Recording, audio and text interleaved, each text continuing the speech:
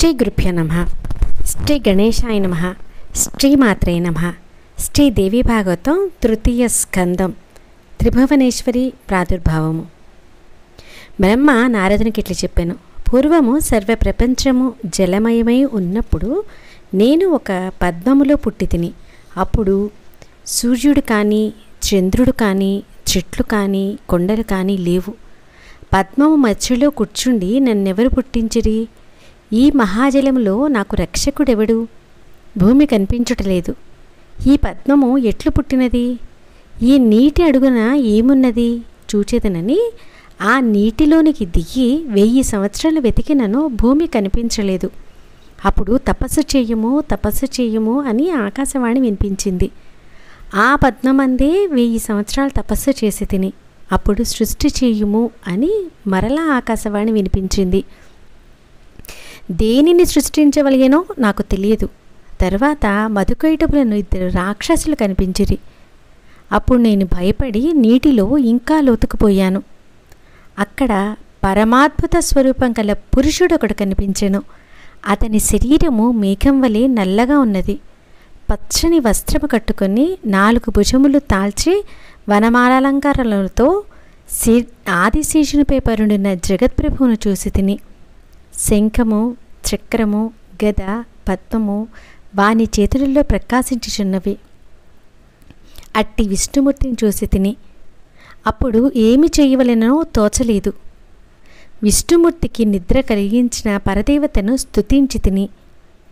అప్పుడు ఆ దేవి అతని శరీరం నుండి వెలుపలకు వచ్చి ఆకాశంలో నిలిచింది.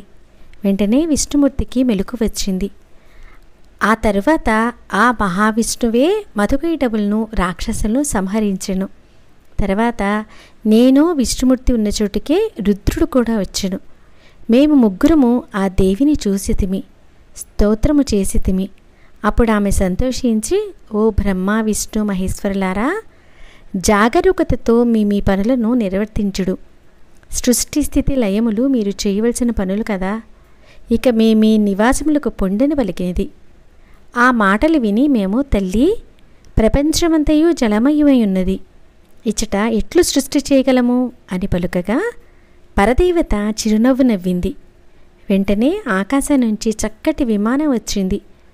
ఆ దేవీదేవతలారా, మీరీ విమానమునెక్కుడు, మీకు ఆశ్చర్యకరమైన విషయము చూపుదును అని పలికింది. అట్లే అని మేమును రత్నములతో అలంకరింపబడిన ఆ విమానాన్ని ఎక్కితిమి. పరదేవత తన శక్తితో ఆ విమానమును ఆకాశమునకు నడిపింది. ఆ విమానము మనోవేగముతో కదిలి ఒక స్థలమునకు చేరింది. అక్కడ నీరు లేదు. పండ్లతో నిండిన చెట్లు, కోకిల ధ్వనులు కలిగిన వనములు, ఉద్యానవనములు, స్త్రీ పురుషులు, పశువులు, భూమి, కొండలు, నదులు, చెరువులు, సెలయేళ్లు కనిపించినవి. తర్వాత ఒక అందమైన నగరము, దివ్యమైన ప్రాకారము, యజ్ఞశాలలు, పెద్ద పెద్ద మేడలు కనిపించినవి. ఇది స్వర్గమై ఉండునేమో అనుకుంటుమి. ఇంతలో ఆ నగరపు రాజు విమానంలో జగదంబయు కనిపించిరి. వెంటనే మేమెక్కిన విమానం ఒక్క క్షణంలో మరొక అందమైన ప్రదేశం చేరింది.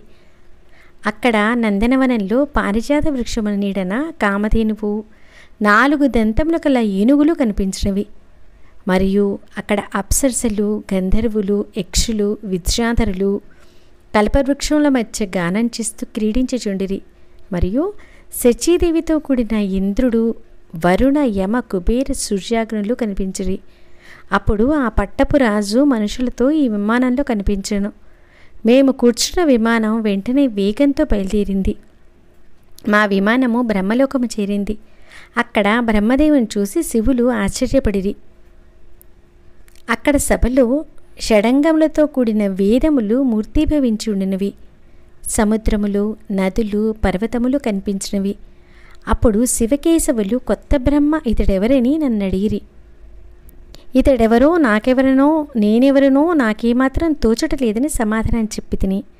అంతలోనే మనోవేగంతో విమానము కైలాస పర్వత శిఖరమునకు తీసుకువెళ్ళింది. అచ్చట యక్షులు గుంపులుగా ఉండిరి. కోకిల ధ్వనులు, వీణావేణువు మొదలైన వాద్య ధ్వనులు వినిపించుచున్నవి. అప్పుడే శివుడు వృషభమునెక్కి బయలుదేరెను. గజానన షడాననులు పక్కనుండిరి. నందీశ్వరుడు ప్రమదగణములు జయజనధ్వనులు చేస్తున్నారు.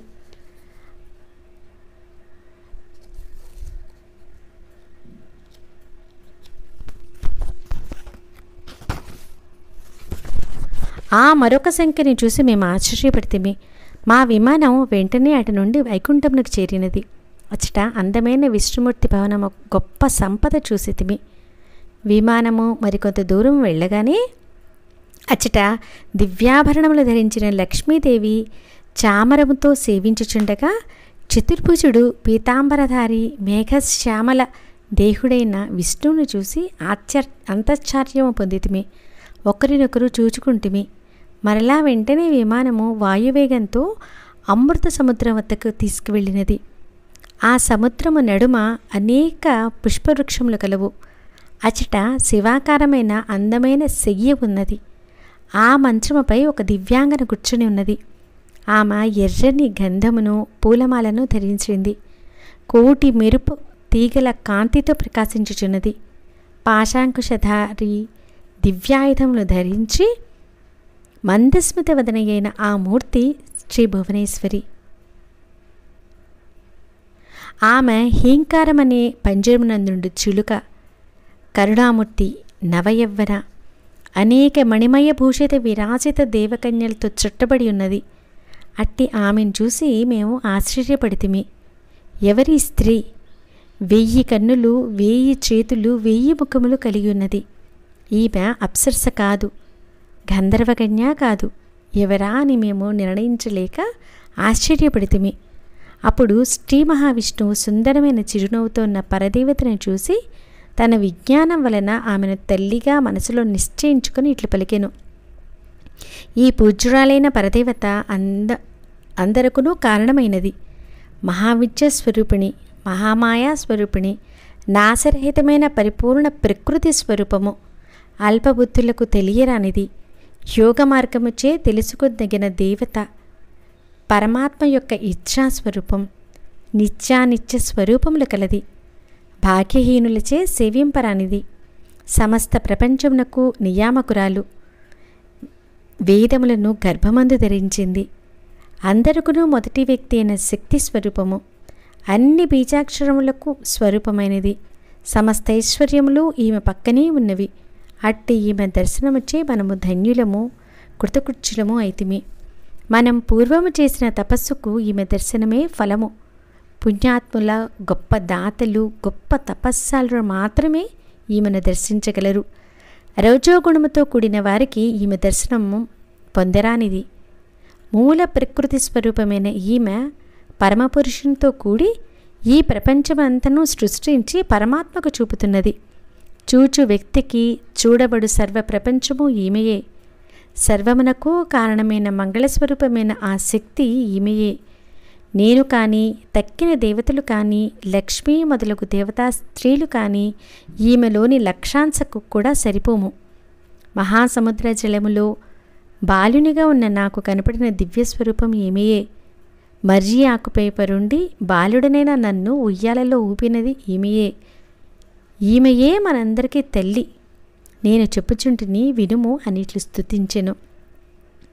ఏషా భగవతీ దేవి సర్వేషా కారణం హినః, మహావిద్ష మహామాయా పూర్ణా ప్రకృతిరవ్యయ, దుర్జేలాలాత్పది యాం దేవి యోగమాయా దురాశయ, ఇత్షా పరాత్మనః కామా నిత్షా నిత్యస్వరూపిణి, దురారాచ అల్పభాగేశ్చ దేవి విశ్వేశ్వరీ శివ, వేదగర్భా విశాలాక్షి సర్వేషా మాధురీశ్వరి, ఏషాం సంహృత్య సకలా విశ్వమా క్రీడతి నరక్షయే, లింగాని సర్వజీవానాం స్వశరీరే నివేశ్య చ, సర్వభూషామయీ హేష రాజతే సాంప్రతం సురే, విభూతయః స్థితాః పార్శ్వే పశ్యతాం కోటిశః క్రమాత్, దివ్యాభరణభూషా చ దివ్యగంధానులేపనాః, పరిచరాజ్య పరాశరాః పశ్యతాం బ్రహ్మశంకరో, ధనావయం మహాభాగః కృతకృత్స సంసాప్రతం, యతత్రం దర్శనం ప్రాప్త భగత్య స్వయం త్విదం. తపస్తపం పురాణ స్నాత్త సేదఫలముత్తమం పశ్యంతి పుణ్యపుంజాయే వదాన్యాయే తపస్వినః. పూజ్యురాలైన ఈ దేవి మహావిద్య, మహామాయ, సంపూర్ణ వినాశనం లేనిది, ప్రకృతి రూప. ఇట్టి ఈమెయే మా అందరికీ కారణం.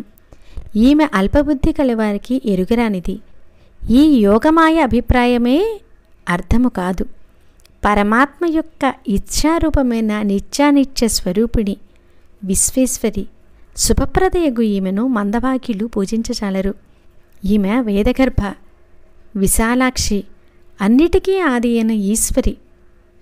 ఈమెయే సమస్త విశ్వమును నశింపచేయుటకు ఈమెకొక క్రీడ. సర్వ ప్రాణుల చిహ్వమును తన శరీరమును ఉంచుకొని ఈమె సర్వ బీజ స్వరూపిణగుచున్నది. అనగా మరలా సృష్టించు సమయమున ఆయా ప్రాణులను సృష్టించుచున్నది. ఈమె సమీపమున కోట్ల కొలది విభూతులు కలవు. వీరు దివ్యాభరణములు, దివ్య గంధములు కలిగి ఉందురు. అట్టి వీరందరూ దేవి పరిచర్యలందు ఆసక్తులు. శివబ్రహ్మలారా, ఈ విషయం చూచుచున్నారు కదా. ఇట్టి ఈమెను చూచుటకే మీరే కాక మేమును అదృష్టవంతులం, కృతకృత్యులవుచున్నాము. ఇట్టి ఈమెను చూచుటచే పూర్వజన్మలో మేము చేసిన తపములు ఫలించమని తలుచుచున్నాము. ఇట్టి ఈమెను చూచుటయు మహాతపఫలమే. శ్రీ మహావిష్ణువు ఈ రీతిగా స్తుతించి శివబ్రహ్మలతో మనము నమస్కరించు ఈమె పక్కన నిల్చుందుము. మహామాయా స్వరూపిణియగు ఈమె మనకు వరములిచ్చును. ఆమె పాదముల వద్ద చేరి నిర్భయంగా స్తోత్రము చేయుదుము. ఒకవేళ ద్వారపాలకులు కానీ పరిచారకులు కానీ మనను నివారించినచో అక్కడే నిలిచి స్తోత్రమును పఠించుదుము అని పలికెను. విష్ణువు ఇట్లు పలకగా శివుడు, బ్రహ్మ కూడా సంతోషించి ఆమె వద్దకు వెళ్ళుటకు త్వరగా సిద్ధపడిరి. ద్వారం దగ్గరికి వెళ్ళి సందేహించుచున్న వారిని చూసి చిరునవ్వు నవ్వుతూ ముగ్గురిని ఆడువారినిగా చేసింది. దేవి మనలను అందగత్తెలైన యువతులుగా చేసింది. వారు సంకోచము లేకుండా ఆమె దగ్గరికి చేరిరి. ఆమె తన పాదముల వద్ద స్త్రీ రూపంలో ఉన్న మాపై ప్రేమతో నిండిన చూపును ప్రసరింపచేసింది. మేం ముగ్గురము నమస్కరించి మా స్త్రీ రూపముల పరస్పరం చూసుకుంటూ అనేక మణులతో అలంకరింపబడిన కోటి సూర్యుల కాంతితో వెలుగుతున్న ఆమె పాదపీఠమును చూచుచూ నిలిచి ఉంటిమి. ఆ దేవీ చిలికెత్తెలు వేల సంఖ్యలో ఉండిరి. కొందరు ఎర్రని వస్త్రములు ధరించిన వారు, కొందరు నీల వస్త్రములను, మరికొందరు పచ్చని వస్త్రములను ధరించిరి. అందరూ సుందరమైన ఆకారం కలవారు, విచిత్ర భూషణములు, వస్త్రములు కలవారు. వీరందరూ ఆమె సేవకై నిలిచి ఉన్న పరిచారకులు. కొందరు గానము చేయువారు, మరికొందరు నాట్యం చేయువారు. వేరొక కొందరు వీణావేణు మధ్యలో మొదలగు వాద్యములతో సేవలు అందించుచుండిరి. నారదా, అక్కడ నేను చూసిన మరి ఒక అద్భుత దృశ్యము చెప్పుదును వినమని బ్రహ్మ ఇట్లనెను. ఆ పరదేవత యొక్క కాలి ఊరునందు ప్రపంచమంతయు కనిపించింది. నేను, విష్ణువు, రుద్రుడు, వాయువు, అగ్ని, యముడు, సూర్యుడు, వరుణ, చంద్ర, కుబేర, దేవేంద్రులు, పర్వతములు, నదులు, సముద్రములు, గంధర్వులు, అప్సరసలు, నారద తుంబరాదులు, అశ్వినీ దేవతలు, పితృదేవతలు, శేషాది సర్పములు, రాక్షసులు, వైకుంఠము, బ్రహ్మలోకము, కైలాస పర్వతము సమస్తమును ఆమె కాలి గూటిలో చూచితిమి. మరియు నేను పుట్టిన పద్మము, అందులో నా స్వరూపము, శేషసాయైన విష్ణువు, మధుకైటములు కనిపించిరి. ఇట్టి ఆ దృశ్యమును చూసి ఆశ్చర్యపడి మేం ముగ్గురము ఆ దేవిని సమస్తమునకు తల్లిగా భావించితిమి. అలా చూచుచుండగానే 100 సంవత్సరాలు గడిచినవి. మమ్ములను చెలికెత్తలుగానే ఆమె పరిచారకులు తలచిరి. మేము చాలా సంతోషంతో ఉంటిమి. ఒకనాడు యతి రూపంలోనున్న భువనేశ్వరీదేవిని విష్ణువు ఇట్లు స్తుతించెను. నమో దేవ్యై ప్రకృత్యైచ విధాత్యై సతతం నమః. కళ్యాణే కామదాయే చ వృద్ధై సిద్ధే నమో నమః. సచ్చిదానందరూపిణ్యై సంసారాణై నమో నమః. పంచకృచ్ఛ విధాయత్యై భువనేశ్యై నమో నమః. సర్వాధిష్టానరూపాయై కూటస్థాయై నమో నమః. అర్ధమాత్రార్ధభూతాయై హృల్లేఖాయై నమో నమః.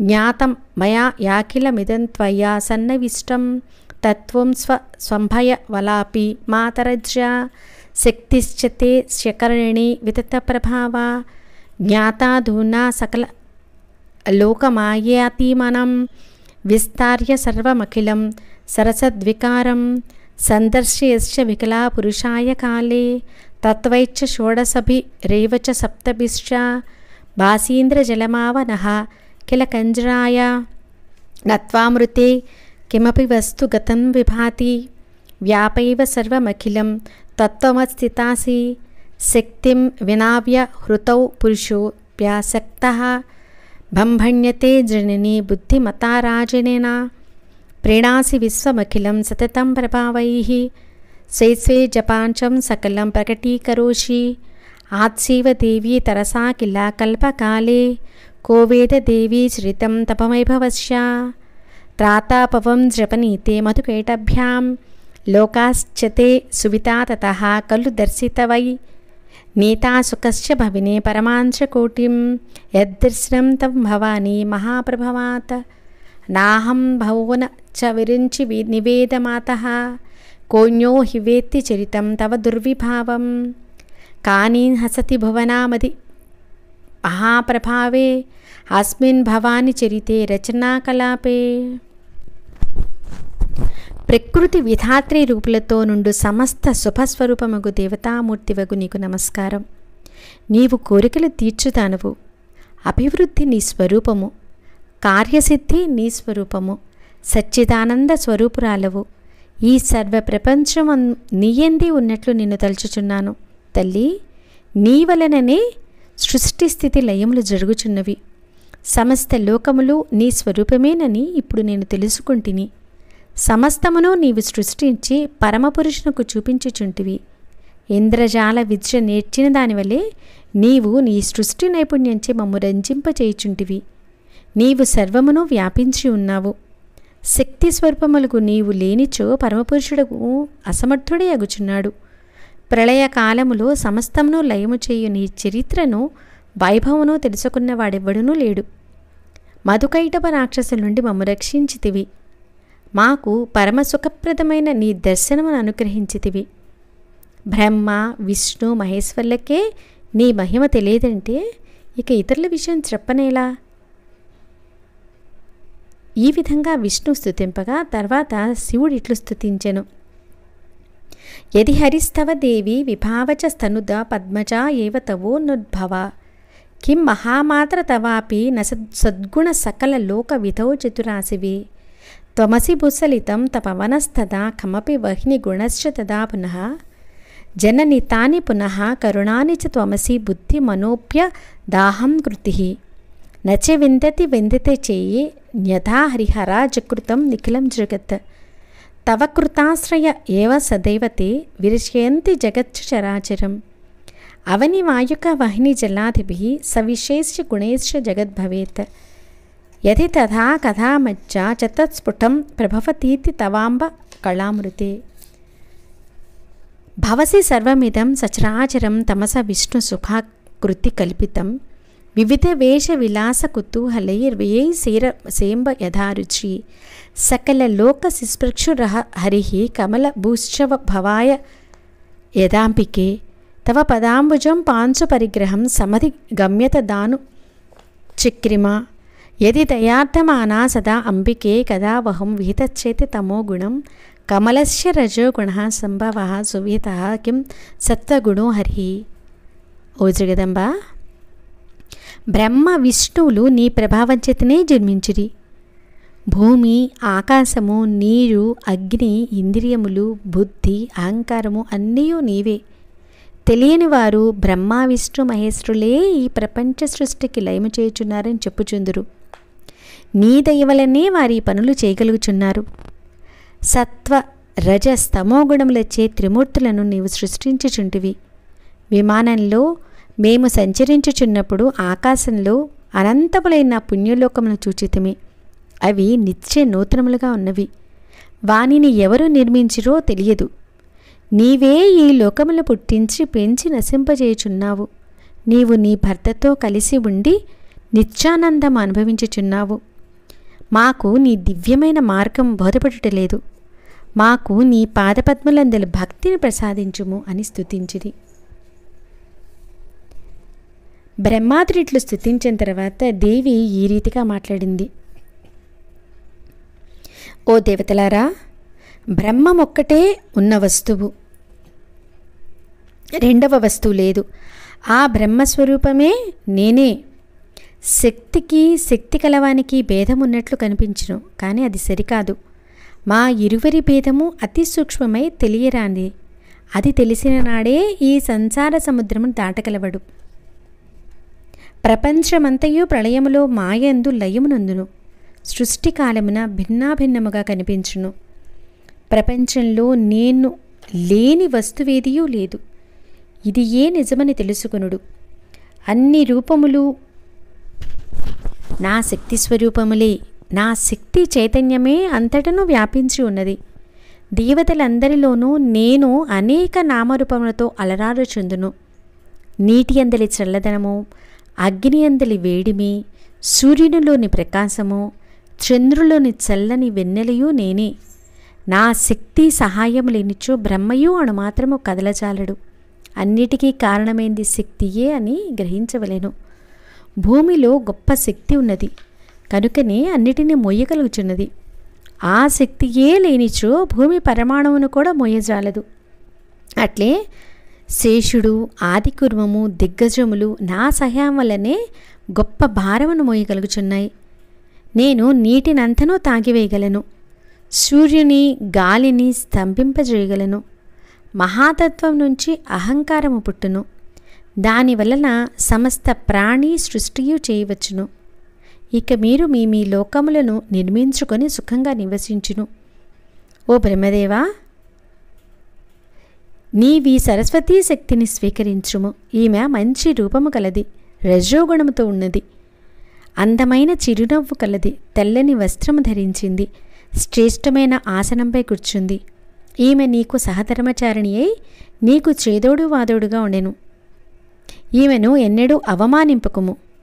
అందరికీ ఈమె పూజింపదగినదిగా భావించుము. నీవు ఈమెతో కలిసి సత్యలోకమునకు పొమ్ము.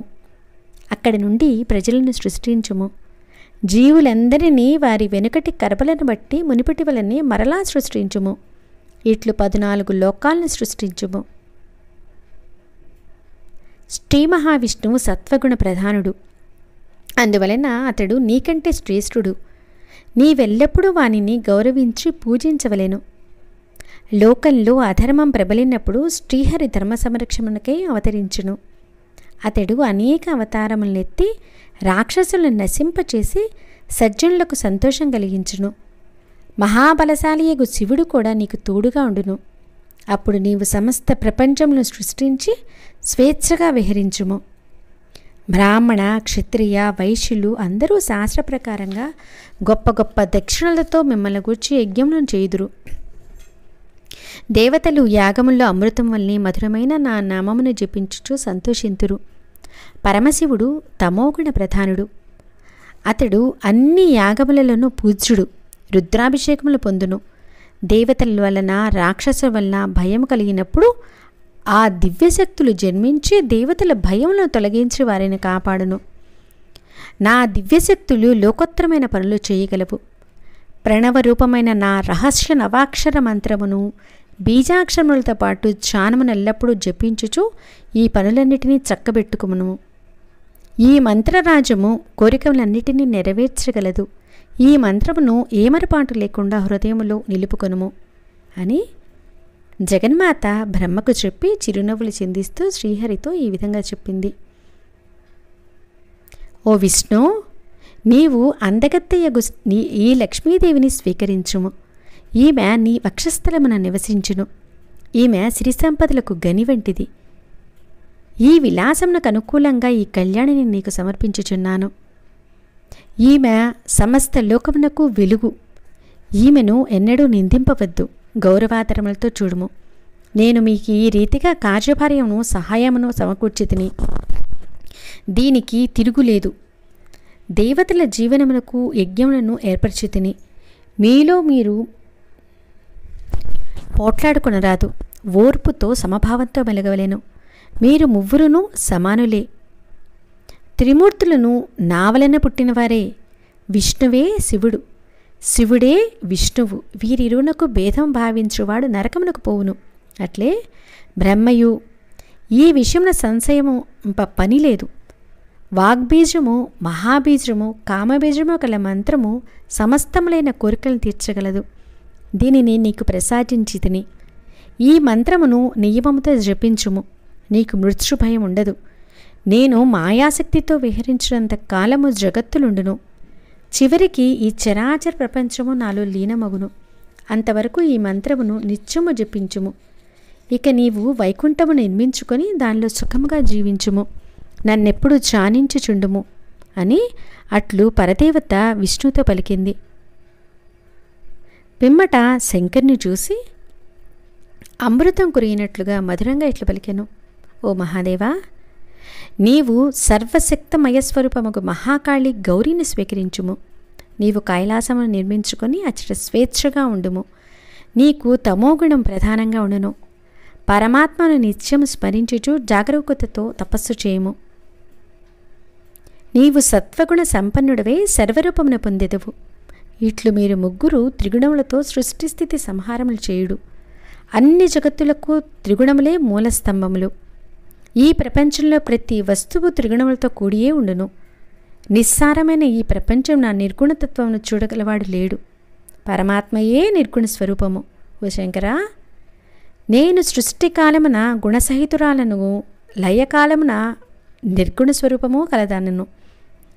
పరమపురుషుని సమాగమున సగుణనయే ఉందును. నేను సర్వమునకు కారణమైన దానను.